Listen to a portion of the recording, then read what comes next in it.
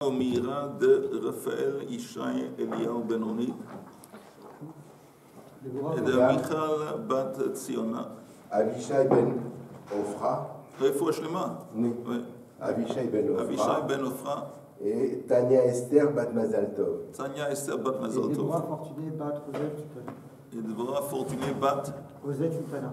Ozet Sultana. C'est les Refoua Shlema. Refoua Shlema. Refoua Shlema. Alors les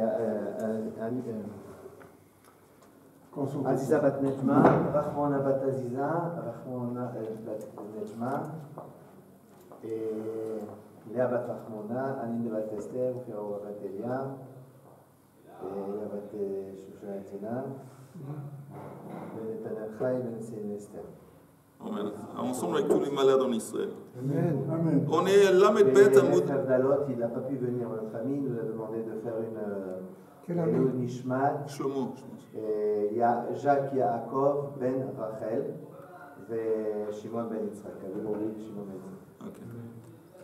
On est arrivé à Lamed Bet Amoud Aleph, à peu près 7-8 lignes d'en bas de la page, Tanoura Banan, près des 2 points, il me semble. Vous y êtes? Salut. Tanoura Banan. Al Shalosh Averot Nashim Meitot Yoldot. Non, c'est là, on en est là. On est là. On a cette Mishnah-là. Non, on ne fait pas la Mishnah, on fait la continuation.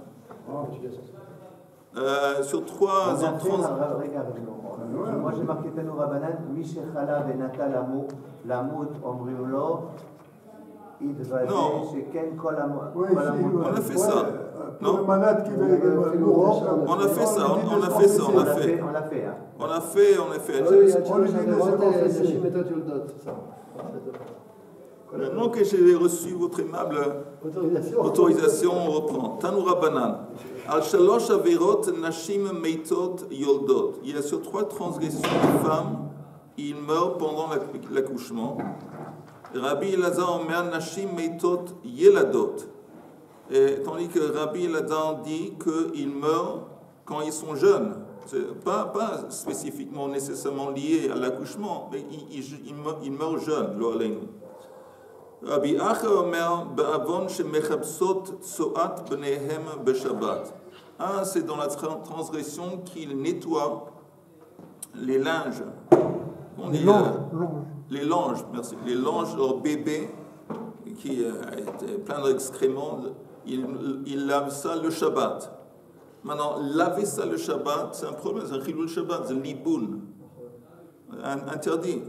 Maintenant, les femmes, souvent, et c'est naturel, ils disent, bon, c'est important, à tout prix, je dois faire ça. Et tout à coup, c'est possible que l'aspect du Shabbat, il devient secondaire. Mais le cas où, par exemple, la femme, elle n'a que ce linge-là, oui, et que le bébé est plein de oui, excréments, et à ce moment-là, et donc il y a un problème de kavod à la briotte aussi. tu ne peux pas, à cause de kavod à briotte, tu ne peux pas faire une avéra d'Ioreta. Tu peux, à cause de kavod à briotte, tu peux t'exempter d'un commandement positif de la Torah. Mais un commandement négatif, non. Non. Niboun. Veyesh Omrim, il y a une autre explication pourquoi ils sont morts comme ça. Al-Shekorin Aaron HaKodesh Arana. Parce qu'ils appellent quelquefois l'Aaron HaKodesh armoire. Ou Aaron. Ils ne disent pas Aaron HaKodesh. Donc ça veut dire, il y a un truc en commun avec ces deux choses. Une espèce de zil, comment on dit en français zilzoul? Un mépris, non, mépris. Dénigrement. Hein? Dénigrement. Oui, dénigrement, c'est mieux. Il y a une espèce de dénigrement vis-à-vis du Shabbat qui risque de venir à cause de comment ça s'appelle, elle s'occupe du bébé, ou dénigrement même de Aaron. Aaron HaKodesh, au lieu de l'appeler Aaron HaKodesh, Aaron. Mais ce n'est pas spécifique aux femmes d'appeler Aaron HaKodesh Aaron. On va voir que tu as raison. Ça se passe. Tanya Rabbi Ishmael ben Elazar Omer. Bavon Shnei Dvarim, Amei Ha'aratzot Mitim. On n'a pas fini. Val Shekorin le Bet HaKnesset Bait. Non, je reprends. Pardon. Je reprends les. J'ai arrêté. Pardon. Tanya Rabbi Ishmael ben Elazar Omer. Bavon Shnei Dvarim, Amei ha'aratzot meitim. Il y a deux choses qui entraînent la mort de gens, de juifs pas instruits. Amei ha'aratzot, al shekorin la'aron ha'kodesh arana. Donc on voit exactement la même chose que la femme. S'il traite d'une façon comme ça, dénigrement. Ve'al shekorin le beit ha'knesset beit am. Il y a des fois qu'au lieu d'appeler Beit HaKnesset, ils appellent ça la maison du peuple. Encore une fois, maison du peuple. C'est l'Ulpan. Hein? Maison du peuple, c'est l'Ulpan. Oui, mais ça cible les gens. Et Akadosh Baruch Hu, il est plus dans le coup. D'un seul coup, ça donne une connotation laïque. Voilà. Et c'est tellement grave. C'est tellement grave que ça entraîne la mort. Mais c'est qui Amei ha'aratzot, c'est les goïms? Non, c'est des juifs. Qui sont à Maaretz. À Maaretz. Et le risque d'être à Maaretz, que tu n'accordes pas quelquefois le respect qui est dû à des choses qui sont censées être respectées. Si c'est la Aaron HaKodesh, si c'est la Beit Knesset, à force, tu n'es pas vraiment dans le coup en tant qu'à Maaretz. Mais c'est grave. Je dirais même que c'est surprenant. Parce que je comprends quelqu'un, une femme qui a l'habitude, elle l'a pas fait une fois, apparemment de temps en temps elle le fait, qu'elle profane le Shabbat pendant qu'elle change, elle nettoie les langes du bébé. Elle fait un chilul Shabbat. Je comprends. Mise à mort, il meurt comme ça. Mais quelqu'un qui parle d'une façon sans respect, c'est intéressant de voir que ça entraîne la mort. Rabbi Yossi omer shlosha bidkei mita nivreu beisha. Rabbi Yossi dit qu'il y a 3 bidkei mita. Bidkei, ça vient du mot bodek. 3 tests. 3 vérifications de la mort ont été créés pour la femme beisha. Et il y a une autre version, ve'amrila shlosha dibkei mita. Dibkei, c'est approcher, rapprochement de la mort. Et c'est quoi les 3 choses? Nida, Vechala, Vadlakataner, ce qui a été traité par la Mishnah. Alors, Chada que Rabbi Elazar, Chada que Rabbanan. Donc, vous vous rappelez, on a vu avant quelques minutes que Rabbi Elazar, lui, il a dit que les femmes, quelquefois, il y a des choses qu'ils font, des aveux qu'ils font, et ils meurent pendant l'accouchement. Ça, c'est Rabbanan, l'accouchement, Yoldot. Rabbi Elazar a dit qu'il meurt plus tôt, il meurt quand ils sont jeunes filles. Alors, celui qui dit ici bidkei, la chose de vérification, on avait dit que la vérification se déroule pendant des moments de danger. Alors, ça va selon le langage qui dit que les femmes y meurent pendant l'accouchement. Là, c'est bidkei mita. Tandis que celui qui dit dibkei, ça approche, un rapprochement de la mort, c'est selon celui qui est Rabbi Elazar qui dit que les femmes, à cause de ça, ils peuvent mourir en tant que jeunes filles. Ça rapproche. Alors attends, le premier, le bidkei, c'est Rabbi Yossi, non? C'est Rabbi Yossi qui a apporté bidkei mita, et il y a un autre qui apporte Amrila, il y a une autre version que ce que lui il a dit, que c'est dibkei mita. Il y a une différence, dibkei mita, c'est une devek, mais quelque chose qui rapproche la mort. Et l'autre, c'est quelque chose qui vérifie. Alors ça dépend, un qui va comme Chachamim qui dit que les femmes s'ils transgressent ou ne gardent pas ces mitzvot, ils sont morts dans l'accouchement, c'est bidkei, des vérifications. Et l'autre Rabbi Elazar qui dit qu'ils sont morts jeunes, c'est dibkei. Bokotov. Tanya, dernière ligne de la page. Tanya Rabban Shimon ben Gamliel Omer, halachot hekdesh, trumot u maasrot. Hen Gufei Torah. Les lois de Hekdesh, c'est la sanctification d'objets, consécration d'objets pour le temple, Trumot ou Maasrot, le prélèvement de Trumot ou Maasrot, il dit ça c'est Gufei Torah, c'est des choses de base et importantes dans la Torah. Et si on tourne la page, et néanmoins, ces mitzvot ont été confiés ou transmis aux gens simples. Qu'est-ce que ça veut dire que ces mitzvot ont été transmis aux gens simples, les Amei Haaretz? Regardez, Eli, Bokotov, on est à la page Lamed Bet, Amoud Bet, Lamed Bet, Amoud Bet, en haut de la page. Lamed Bet, Amoud Bet en haut de la page. Je répète juste pour Eli. Je vais en bas de la page précédente. La dernière ligne, tu sais, je regarde Lamed Bet, Amoud Aleph, la dernière ligne. Tanya, Rabban Shimon Ben Gamliel Omer, Halachot, Hekdesh, les lois de consacrer des objets. Trumot ou Masrot, les prélèvements. Hen Goufei Torah, c'est des principes de base importants et sévères qui font partie de la Torah. Et néanmoins, en haut de la page suivante, Nimsuru venimsuru le'amei haaretz. Regardez le Rashi qui dit venimsuru le'amei haaretz. Rashi dit Shelo masarur le beidin, Shelo masru le beidin, limnot shomrin le davar. C'est pas que la Torah a ordonné le beidin de nommer des gardes ou des gens qui vont vérifier, comme des mashkichim, un mashkiach, quelqu'un qui va vérifier. Non. Vehe'emina Torah et kol adam alehen. Et au contraire, la Torah apparemment, elle donne confiance à n'importe quel juif, qu'il soit instruit ou moins instruit, quand il fait makdish, quand il consacre un objet, ou quand il fait prélève, qu'il le fait comme il faut. Vehen goufei Torah, Rachid dit, et c'est vraiment des choses très importantes de base dans la Torah. Shechaverim ochlin pitan, vesomchin shnital mimenu chala ou truma ou masrot. Parce que disons, chaverim, c'est des gens qui font attention, très attention à manger des choses que les truma ou masrot ont été prélevés. Et quelqu'un qui est, disons, très froum, très pieux, il va manger du pain ou des choses, de la récolte qui lui a été confiée par un Maharetz, on va en parler. Et aussi quand on parle de consacrer des objets, Masur l'école Adam, le Hakadish, Vechal Hekdesh, n'importe quelle personne, n'importe quel juif, il peut consacrer un objet, et dorénavant cet objet, il devient consacré. C'est plus valable aujourd'hui, ça. C'est plus valable. Aujourd'hui, tu ne peux pas le consacrer au temple. Si tu ne vois pas un Hersher, tu ne vois pas que c'est... Même les Maasarot, quand tu vois pas un Hersher sur un champ de légumes, alors tu vas toi devoir faire la...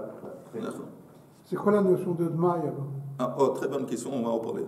Le Hekdesh, Al-Pi Kol Adam, Vehen Goufei Torah, encore une fois, c'est des choses de base dans la Torah. Shainu Tzrichim Lachouch, Bemetal Talin. On aurait dû avoir peur en ce qui concerne des objets quelconques.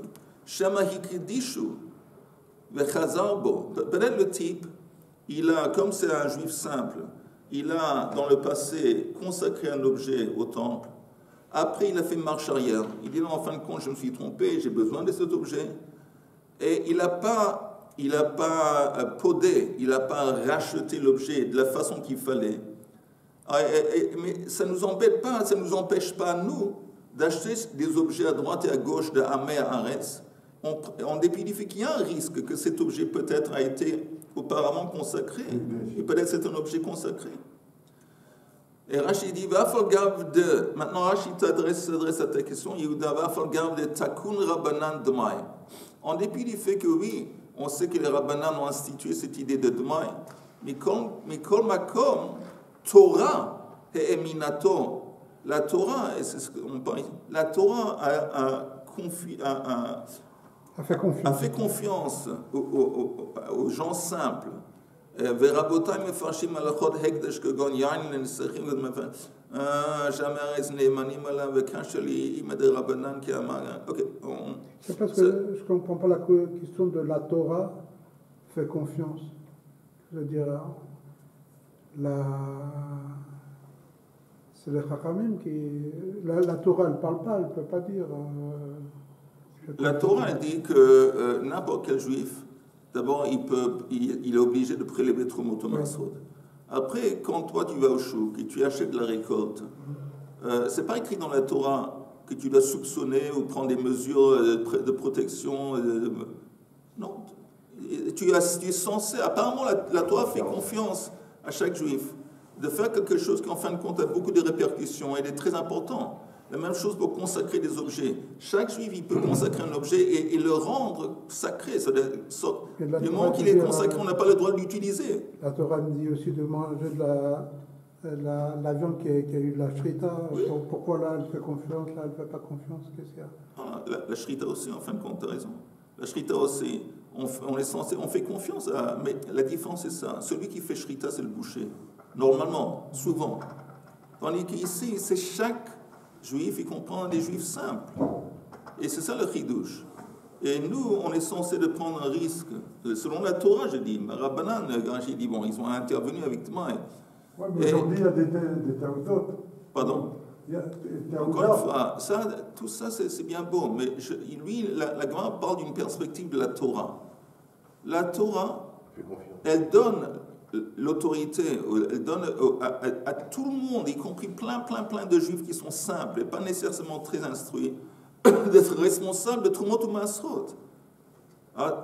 C'est manière. Comment tu peux donner une responsabilité si la personne n'est pas Shomer Shabbat et qu'elle n'est pas... Ça veut dire que tout le monde sur ça est instruit. Comment ça veut dire qu'à l'époque, les gens ils connaissaient les lois? Tout le monde connaissait ces lois. Tu sais, pour un fermier juif, c'est des choses de base. C'est des choses très de base, que quand tu es censé à la récolte de prélever Trumot ou Masrot. Et en plus, tu sais que Trouma, si un non-Kohen mange la Trouma, c'est une mise à mort. Et ça aussi, ils le savent. Donc, on parle de gens qui sont peut-être amés à Arrêt, pas très instruits, mais ils ont de la foi. Ils ont Yirat Shemaim. Alors, c'est la carte de Rizika. Je sais pas. Ok. René, tu sais pas, mais la Torah, apparemment, elle sait. Mais. Non, on va se faire confiance comme ça à des personnes. On sait que c'est. Parce qu'aujourd'hui, c'est pas la même chose. Comme tu dis, on a dégradé un petit peu. Mais quoi que ce soit, Tanya Rabbi Nathan Omer. Avant. Ce qu'on vient d'avoir, c'est simplement une constatation de la Gemara. C'est intéressant. La Gemara dit, bon, c'est intéressant. On a des choses très importantes, avec beaucoup de signification. Et néanmoins, la Torah a fait confiance à tout le monde, le peuple, y compris tous les Améharetz. Et en dépit du fait qu'il pourrait y avoir des problèmes vis-à-vis de ceux qui consomment la récolte qui a été achetée dans Amaretz, ou ceux qui prennent et achètent des objets dans Amaretz. Ok. Tanya, Rabbi Nathan Omer, Ba'avon Nedarim, Meta Isha Shladam. À cause de Nedarim, et c'est quoi Nedar? C'est des vœux qui n'ont pas été respectés. Ça risque d'entraîner la mort de la femme de quelqu'un. Chez Nehema, c'est écrit dans le verset dans Michelet, Im einecha leshalem, lama yikach mishkavcha mitartecha. Si tu n'as pas de quoi payer, pourquoi prendre le risque? Pourquoi qu'on va prendre la chose sur laquelle tu dors, mishkavcha, qu'on va prendre ça de toi? Mishkavcha mitartecha, ça fait allusion à sa femme. Donc il y a un lien avec quelqu'un a eu les vœux, respecter ses vœux, et la punition de ne pas respecter ses vœux, c'est ça. La mita, elle fait allusion à la femme. Oui, parce que c'est écrit dans le chose là. Si tu n'as pas de quoi payer, pourquoi on prendrait ta femme? Oui, parce que de quoi payer? Apparemment, on parle d'un vœu. Tu fais un vœu qui t'a engagé apparemment à payer quelque chose. Pourquoi c'est pas lui qui est condamné, c'est ça? Oui, c'est pourquoi c'est lui qui est... C'est pire. Si c'était lui, c'est plus facile. Là, il perd sa femme, il devient fou. C'est pire.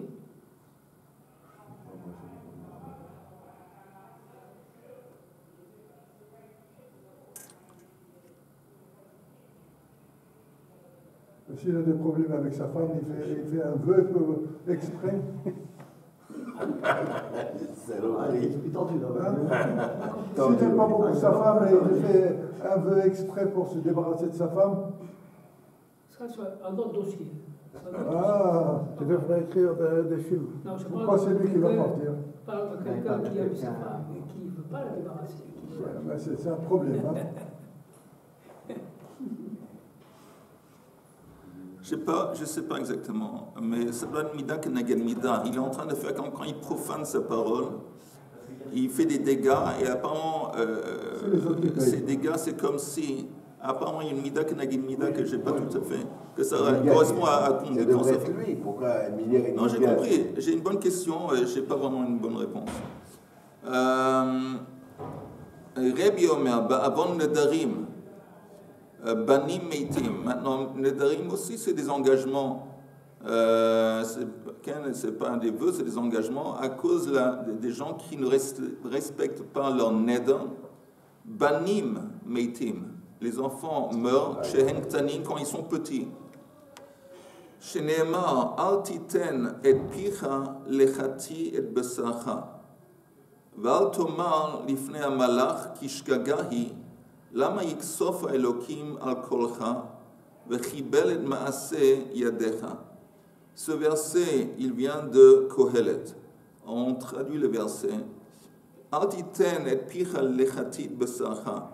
Ne permets pas à ta bouche de faire transgresser ta chair. Val tomar lifnei hamalach ki shgaga. Il ne dit pas à l'ange que c'était une erreur. Lama yiksof Elokim, pourquoi faire en sorte qu'Hachem va se fâcher al kolcha sur ta parole, vechibel et maase yadecha, il va détruire les créations de tes mains. Et la Gemara demande Eizehen maase yadav shel adam, quelles sont les créations, quelles sont les choses qui ont été créées par l'homme? Et ve'omer banav ou benotav shel adam, c'est ses enfants, c'est ses garçons et ses filles. Maintenant, on voit ça maintenant déjà, on va voir ça dans la continuation de cette Gemara. Un des thèmes de ce qu'on est en train d'apprendre, que Yirat Shamayim, il faut faire gaffe. On est en train, quand on parle de transgression, mais ici on parle de jouer avec le feu. C'est pas de la rigolade. On n'est pas copains avec Akadosh Baruch Hu. C'est le système de justice qu'il a mis qu'il a établi dans le monde. C'est mamash, c'est justice. Ça veut dire que c'est pas là, on rigole pas ici. Et la preuve, quelqu'un il respecte pas ça, sa femme meurt, ses enfants meurent. Et on va voir, ça continue. Et un des trucs de base qu'on apprend ici, c'est qu'à Kadosh Baruch Hu, on veut pas, c'est pas de sroc.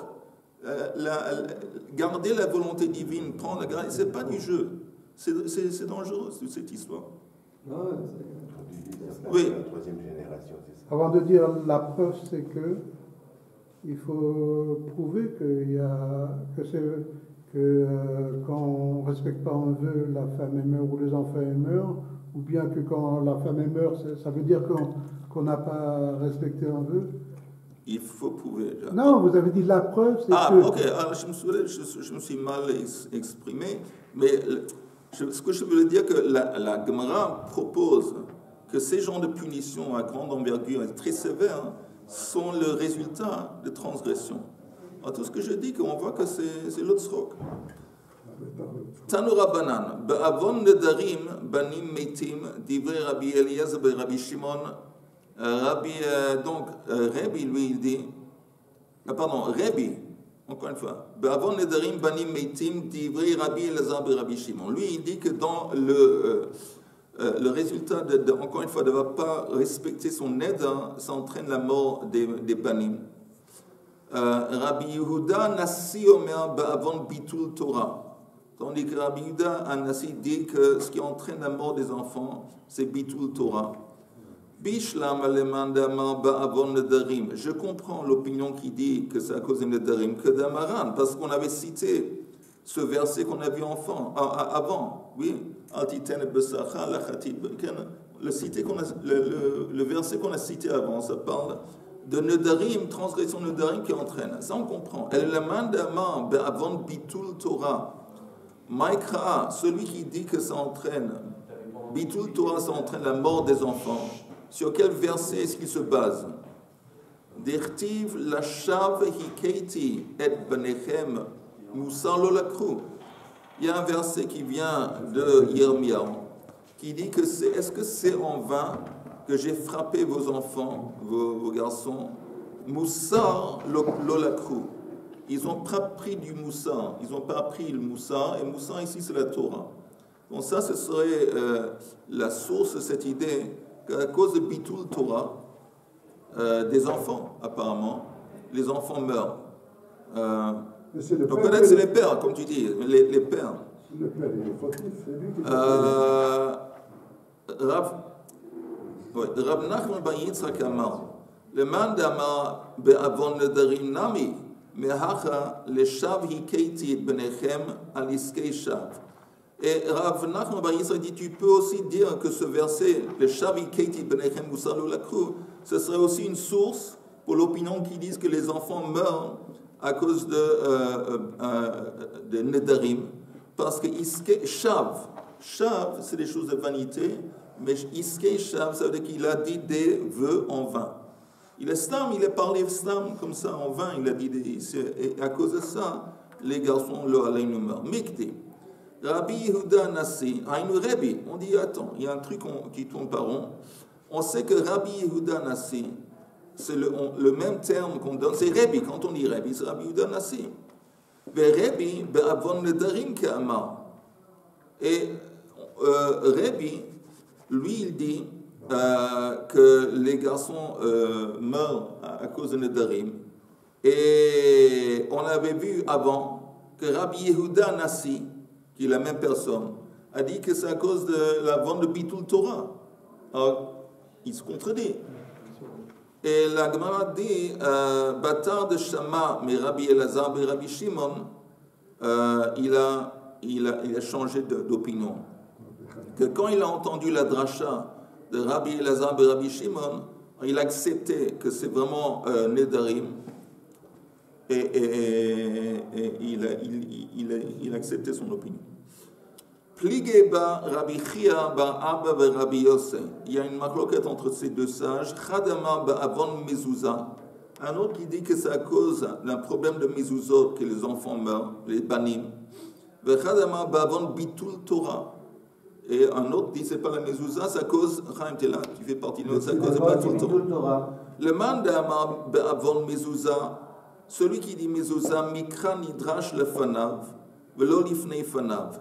Parce que pour lui, il dit que le verset, on peut apprendre le verset en se basant sur les versets qui sont à côté. Vous savez qu'on apprend, les sages apprennent à partir de smichut. Smichut, c'est juxtaposition.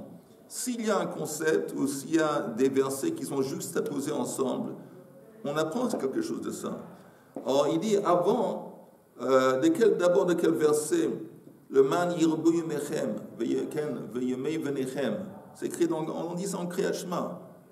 Alors on parle de la prolongation de vous et de vos enfants. Yirbu yumechem ou venei venechem. Alors le verset avant, ça parle de mezouza.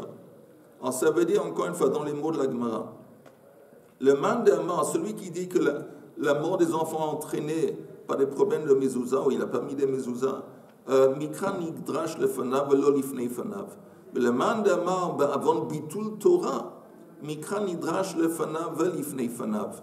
Alors maintenant, regardez, si vous voulez bien, regardez le Rashi.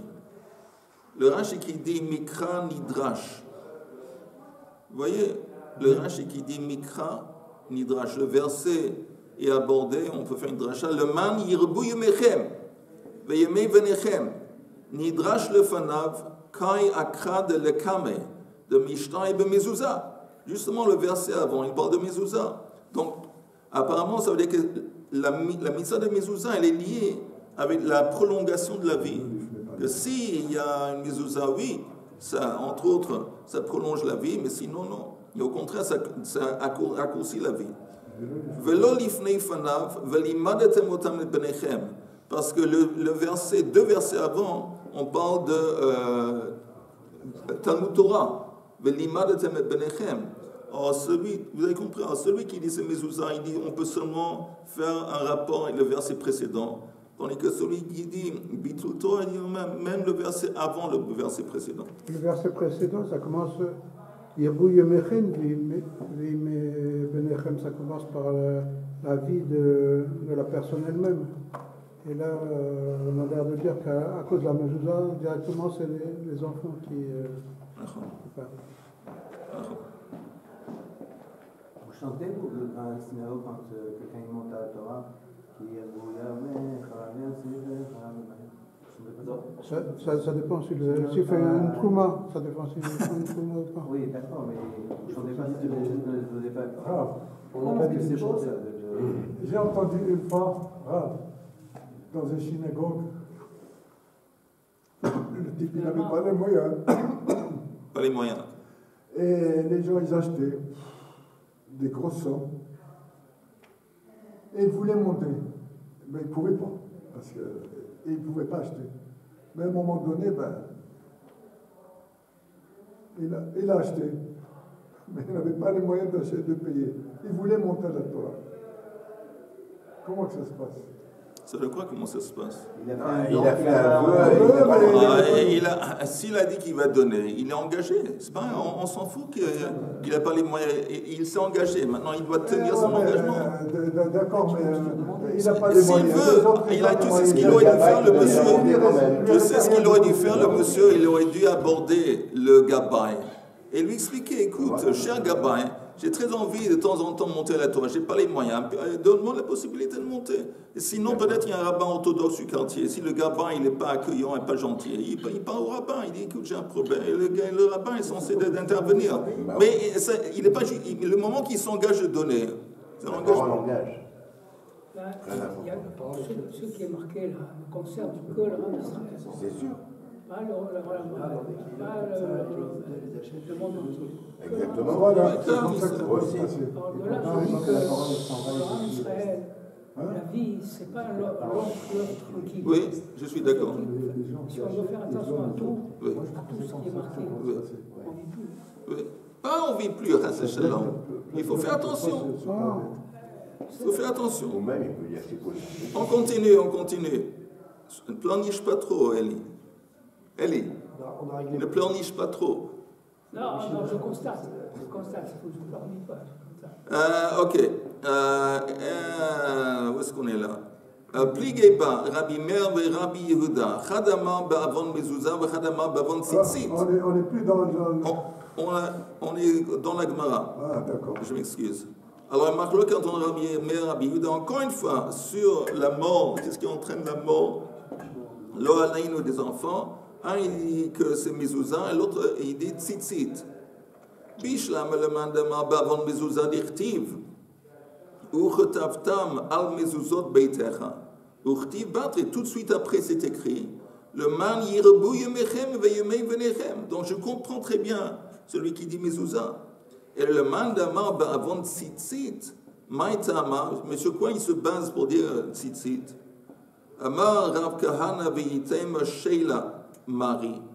D'irtiv gam biknafecha nimseu dam nefashot evyonim nekiim. Que même, aussi sur les coins de tes habits, on retrouve le sang des evyonim nekiim, de pauvres personnes qui sont innocents. Alors, à qui fait allusion les pauvres qui sont innocents? C'est les jeunes, c'est les enfants. Ils sont innocents parce qu'ils sont trop jeunes pour être jugés. Et apparemment, on parle du sang des pauvres innocents qui est lié au coin de tes chemises, au coin de tes habits. C'est une allusion à tzitzit. Si quelqu'un n'y fait pas, il ne respecte pas tzitzit, ça entraîne ça. Maintenant, je vais, j'aimerais vous expliquer, demain je ne peux pas faire ça aujourd'hui parce que je n'ai pas la réponse. Qu'est-ce qui se passe ici dans ces Gemarot? On va en voir plus tard, ça continue. Dans la Torah, c'est écrit, si quelqu'un transgresse un lota assez, il y a des transgressions, alors ça entraîne une mise à mort. Mais ici, on parle de... Normalement, si quelqu'un transgresse un commandement positif, il n'y a aucune mise à mort.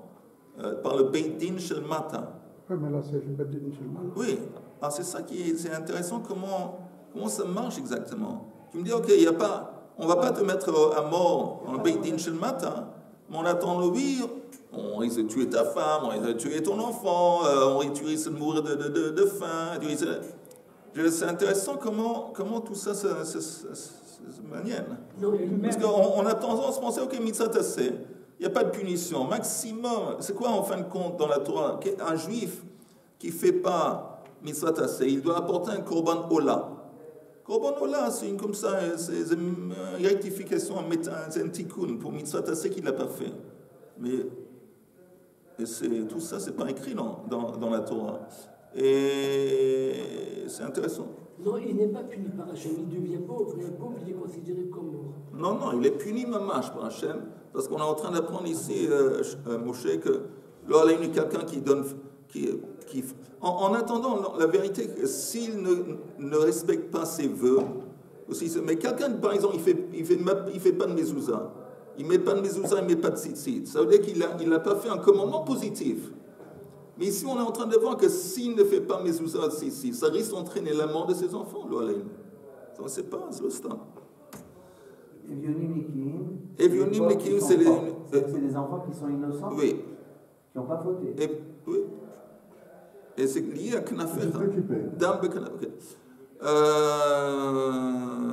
Rav Nachman bar Yitzhak amar leman de'amar be'avon mezouza. Non, mais aussi celui qui dit que c'est à cause de mezouza. Il y a un autre verset qui confirme Me'achad irtiv lo b'marteret metzatim she'asu. Je ne les ai pas trouvés b'marteret. Qu'est-ce qu'il dit ce verset? Parce que le verset, ça vient de Yirmiyahu.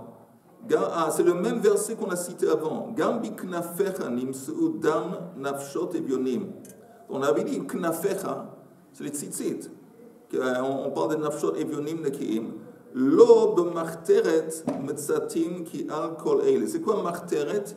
Marteret, apparemment, c'est comme un couloir, mais c'est un endroit sans porte. Par exemple, une maison. Si on enlève ici un mur de la maison, il n'est pas là. Donc c'est une maison sans... Un des murs, il n'est pas là. Donc à trois murs au lieu de 4. Il n'y a pas d'obligation de mettre une mezouza sur le côté qui est sans mur. Mezouza, ça doit être sur la porte, sur le pétard. Mais si, encore une fois, tout le mur, il a disparu, il n'y a pas de mur, il n'y a pas de mezouza. Donc ici, ça s'appelle aussi marteret, entre autres. Ça fait allusion à quelque chose comme un tunnel. Un tunnel, il n'y a pas une porte. Et donc, il n'y a pas de mezouza. Ok. Chassou ptachim comme marteret. S'ils ont fait des ptachim comme marteret, c'est une allusion au fait qu'il y a des gens qui n'ont pas mis des mezuzot. Et donc, encore une fois, c'est lié à la mort de jeunes enfants. Les vionim c'est une mitzvah positive. Pardon? Et pourtant, c'est une mitzvah positive. Oui, c'est ce que je dis, c'est intéressant. Amarish Lakish. Maintenant, on voit l'autre côté, l'inverse. Kol zahir betzitzit. N'importe qui fait attention, qui prête attention à la mitzvah de tzitzit, zoché ou meshamshin lo, shnei alafim veshmona meot avadim. Il va mériter dans le futur d'avoir 2800 serviteurs. Ça vaut la peine. Sheneemar, ko amar Hashem tzvakot, bayamim ahema asher yachaziku 10 nashim mikol leshonot hagoim, vechaziku beknaf ish yehudi leemor nelcha imachem. Ainsi a dit Hashem que dans Achit Hayamim, dans les jours, dans le futur, il va y avoir 10 parmi chaque langue des nations, de chaque nation, 10 parmi qui vont tenir par le coin de l'habit de chaque juif et lui dire on va aller avec toi, on va te suivre, juste dis-nous comment il faut agir, dis-nous, enseigne-nous comment on doit faire. Comment est-ce qu'on est arrivé à 2800? Il s'écrit ici qu'il va y avoir 10. 700 fois 4. Mais comment tu arrives à 700? 10, parce qu'il y a 70 nations. Et alors? Non, c'est tout à fait... Explique-nous. 70 nations multipliées par 10. Oh, justement. C'est écrit 10 de chaque nation. Alors, comme il y a 70 nations, ça fait 70. 700. Et il y a 4... Et 700. Pardon, 700. Et il y a 4 coins, alors 700, ça fait 2800. Alors, ça vaut la peine de bien respecter la mitzvah de tzitzit, parce que si quelqu'un pense, le rêve, 2800... Je vais dire ça à ma femme, elle va commencer à mettre des tzitzit. Encore un tout petit peu. Rabbi Elazar, Rabbi... Oh, écoute, c'est pas une transgression si une femme elle met des tzitzit. Je pense pas que ce soit une... Même si Elle ne peut pas porter les habits d'un homme. Mais la halakha, elle est que si l'habit il est de 4 coins. Oui, c'est vrai, bien sûr. Rabbi Elazar ben Rabbi Yehuda Omer, Ba'avon chala, ein bracha b'mechunas. Si quelqu'un ne prélève pas la chala, il n'y a pas de bracha dans la récolte qui a été rassemblée. Ou me'era mishtalachat b'sha'arim, il y a un fléau qui se répand dans les villes. Vezorin zraim, et on va semer des grains. Ve'acherim ochlin, et c'est les autres qui vont profiter de la récolte. Sheneemar, afani esezod lachem, ve'ifkadati alechem behala, et hashachefet, et hakadachat mechalot einayim umedivot nafesh, uzratem larik zarachem ve'achluhu oivechem. Et dans ce verset qui fait partie des klalotes, qui se trouve, il me semble, dans Vayikra ou dans, je pense, c'est Vayikra. Hein? Dans Bamidbar. Je suis dans l'Agmara. On a ce verset qui parle de klala. Non, c'est écrit dans la marge, il y a écrit Vayikra. Pardon? Oui, comment on appelle ça? C'est la fin de Vayikra. C'est Imbechokotai Telechu. Tu parles de la haine gratuite. Pardon? On parle de la synagogue. Ouais. Nous, dans notre Mara, c'est pas la même alors. Si. Non, la mienne, la tienne, parce que, je répète, Ryan, juste avant, je ne veux pas que tu te compliques la vie inutilement. Rabbi Elazar, Rabbi Yehuda Omer, Ba'avon chala. Ein bracha b'mechunas. Est-ce que tu as ça? Non, Tanya Rabina Hamia Omer Ben. Ah non, parce que tu n'es pas au bon endroit. On n'est pas de finir ici. C'est la Masachet Shabbat. Il a raison, on a sauté les trois lignes. C'est jamais chose qu'Achaïm. Oui. סיימת פה, ואני פה, ואני שומע שאתה קורא, ואני לא יכול לעקוב. Il y a cette ligne, Chaim a tout à fait raison, que j'ai oublié de dire, mais c'est simplement Raché Tevot. Mais en fin de compte, Tanya, Rabbi Nechemia Omer, attends, non. C'est pas pareil, là. Attends. Pour une fois que je suis réveillé, ne m'en voyez pas. Je veux juste vérifier. Et c'est possible que Chaim a tout à fait raison. Et celui qui se complique la vie, c'est moi. Laissez-moi, je rigolais. Oui, Chaim a tout à fait raison. Et moi, j'ai entièrement tort. Et sur ce message optimiste et joyeux, que Chaim a tout à fait raison, et moi j'ai entièrement tort, on va finir le cours. On reprend ça dimanche. D'abord, on va bien... Et aujourd'hui, c'est quel jour? Mercredi? Blineda demain. On reprend Blineda au bon endroit grâce à Chaim.